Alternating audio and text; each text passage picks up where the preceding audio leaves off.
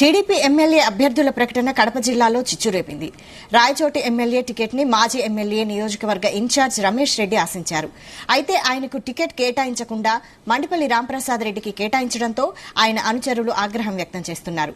రాంప్రసాద్ రెడ్డికి ఎలాంటి పరిస్థితిలో సహకరించేది లేదని స్పష్టం చేశారు. అనాలోచిత నిర్ణయంతోనే చంద్రబాబు రాయచోటి టికెట్ ని కేటాయించారన్నారు. కార్యకర్తలతో మాట్లాడి తదుపరి కార్యాచరణ ప్రకటిస్తానని అన్నారు. ఇదే అంశానికి సంబంధించి మరిన్ని వివరాలు మా కడప జిల్లా రిపోర్టర్ రామచంద్ర అందిస్తారు. వ్యాప్తంగా టీడీపీ 118 సంబంధించినటువంటి అసెంబ్లీ అభ్యర్థుల జాబితా విడుదల చేసింది. అయితే ఉమ్మడి కడప జిల్లాకు సంబంధించిన 4 అభ్యర్థులను మాత్రమే ప్రకటించింది. మిగతా అభ్యర్థులను ఇంకా పెండింగ్ లో పెట్టినటువంటి పరిస్థితి ఉంది. అయితే రాయచోటికి సంబంధించినటువంటి అభ్యర్థులు ఆశించినటువంటి ఆశావహులు అందరూ కూడా ఈ రోజు వారి పేరు ప్రకటిస్తారని చెప్పి కూడా ఆశించారు. అయితే ఈ రోజు అనూహ్యంగా టీడీపీ అధిష్టానం మాత్రం రాంప్రసాద్ రెడ్డి పేరు ప్రకటించడంతో ఆశావహులైనటువంటి మాజీ ఎమ్మెల్యే రమేష్ కుమార్ రెడ్డి అసంతృప్తిలో ఉన్నారంటూ ఆయన అనుచరులు కూడా ఆరోపిస్తున్నారు అధిష్టానంపై. అయితే ప్రస్తుతం మనతో ఇదే అంశంపై మాట్లాడేందుకు మాజీ ఎమ్మెల్యే రమేష్ కుమార్ రెడ్డి ఉన్నారు. ఆయనతో మాట్లాడదాం. సార్ చెప్పండి, మీరు టికెట్ ఆశించారు, అయితే అనూహ్యంగా మరో వ్యక్తిని ప్రకటించారు, దీన్ని ఎలా చూస్తారు? నేను టికెట్ ఆశించలేదయ్యా. గత 25 సంవత్సరాల నుంచి ఒక పార్టీ తరఫున పోటీ చేసినాను. ఒక పార్టీని ఈ ప్రాంతంలో నిలబెట్టే దానికోసం కృషి చేసినాను. ఈ జిల్లాలో ఒక్క సీటు కూడా గెలిచే పరిస్థితి తెలుగుదేశంకు లేకున్నా తెలుగుదేశం పార్టీని అంటిపెట్టుకుని తెలుగుదేశం పార్టీని ఇంటింటికి పరిచయం చేసిన వ్యక్తిని నేను. గతంలో తెలుగుదేశం పార్టీ ఉండొచ్చు, అయితే 50-60 వేల మెజార్టీతో ఓడిపోయిన నియోజకవర్గం ఇది.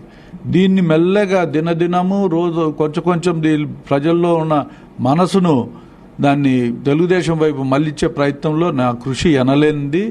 నేను ఇంత కష్టపడి పనిచేసినా ఈరోజు తెలుగుదేశం పార్టీ టికెట్ ఇవ్వకుండా పోవడం చాలా బాధాకరం. మీరు ఆశించలేదైతే పార్టీ కోసం కృషి చేశారు, మీరు చేసినప్పుడు పనిని అధిష్టానం గుర్తించలేదని భావించవచ్చా? గుర్తించలేదనే కదా ఆవేదన అంతా. పార్టీ గుర్తించలేదు, ఎందుకు ఇట్లా జరిగింది అని ప్రశ్నించేదానికి అడిగేదానికి కూడా సమయం ఇవ్వలే. కనీసం కూర్చోబెట్టి మాట్లాడి కన్విన్స్ చేసే పరిస్థితులు కూడా లేవు. ఒక ఏకపక్ష నిర్ణయము, ఒక నియంత పార్టీ మాదిరి తయారు చేశారు ఆ పార్టీని. ఇంక ఈ చేసేది విధి లేక మేము కార్యకర్తల సమావేశాలు పెట్టుకుని ఈ కార్యకర్తల నిర్ణయాల మేరకు ఓ నిర్ణయం తీసుకుంటాం. ఓ స్వచ్ఛమైన భావాలతో బతికే వాళ్ళం మేము. నియంతలు విధించే వాళ్ళు రాసే రాతలకు మటుకు మేము బానిసలు కాకూడదని చెప్పి నేను నిర్ణయించుకున్నాను. అయితే మీ కుటుంబంలోనే మీ మరదలకు సీట్ ఇచ్చారు కాబట్టి మరొకరికి ఇచ్చే అవకాశం లేనందున మీకు ఈసారి సీట్ ఇవ్వలేదని చెప్పి కూడా చెప్తున్నారు. దాన్ని ఎలా మీరు అర్థం చేసుకుంటారు? ఇప్పుడు ఈ టికెట్ ఇవ్వకూడదు అనే ఆలోచన ఉంటే ఎప్పుడో సంవత్సరం ముందే నన్ను తీసేసి ఉండొచ్చు. నేనేం కావాలని అడిగినానా? ఇన్ని సంవత్సరాలు పొడుగునా నా దగ్గర పని చేయించుకోవడం తప్పు.